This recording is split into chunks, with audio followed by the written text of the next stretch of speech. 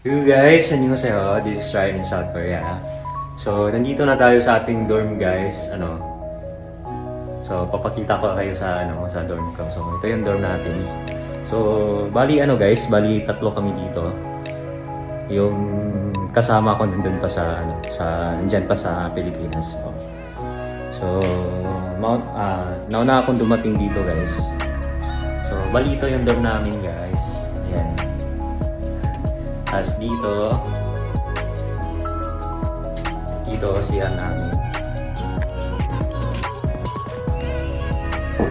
Ayan.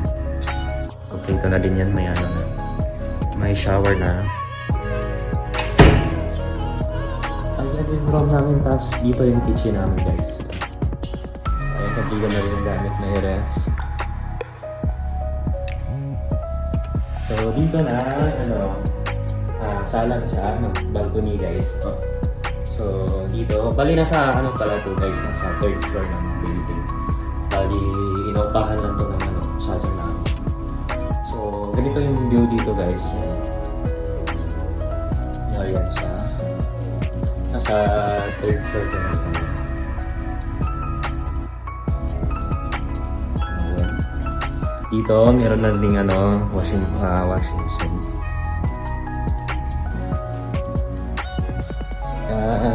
Guys. Bali libre pala kami lahat dito. Tirahan, pagkain. Libre kami lahat dito, guys. So, sa Monday pa tayo magsimula mag-work. So, bali ngayon pahinga muna tayo,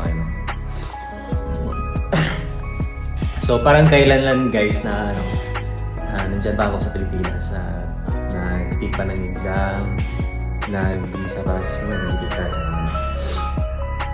Tapos ngayon nandito na ako. So yung guys, yung page ko na ginawa ko dati,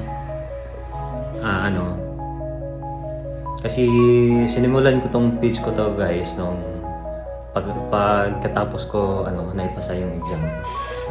So, name ng page ko is Ryan in South Korea. So marami nagtatanong guys, bakit ganun? Bakit Ryan in South Korea wala pa ako sa Korea? So actually yung page na yun guys ay parang lang din, manifesting kumbaga. Dahil ginawa ko yun kahit nandiyan pa ako sa Pilipinas.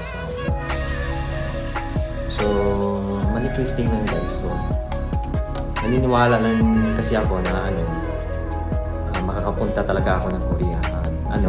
Sinipagan ko naman yung proseso guys. Nag-aaral ako ng mabuti.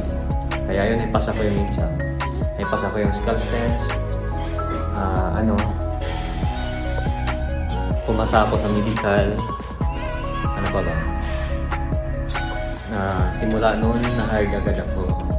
Hindi ko rin nakalain guys, na ma-hired agad ako. Kasi sobrang dami natin.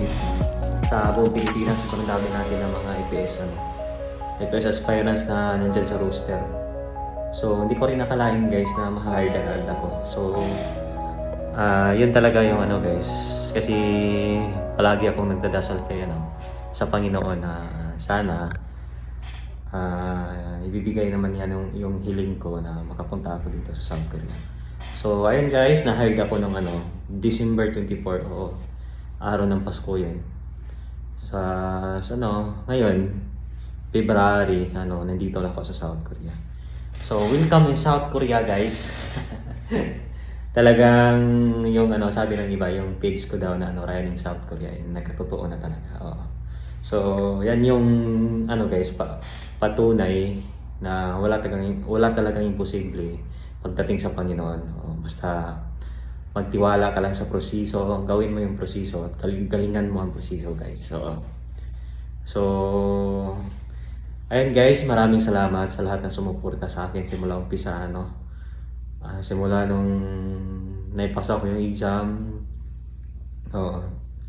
Kasi ang ano talaga ng page ko na to guys, nung naipasa ko yung exam ay gusto ko lang ding makatulong sa mga FPS aspirants na ano, gusto ding mag-take ng exam ano. Oo. So yung ginawa ko, yung mga nalalaman ko din, yung mga ginagawa ko dati, paano ko naipasa yung exam, yung mga sakripisyo na ginawa ko ay sinishare ko lang din para kahit papaano pakuhanan nyo naman ng ano ng idea. So, ayun lang po. Maraming salamat po sa lahat. Nandito lang po ako sa South Korea. So, hindi tayo magsisimula magtrabaho. So, ngayon, pahinga muna tayo. Ano?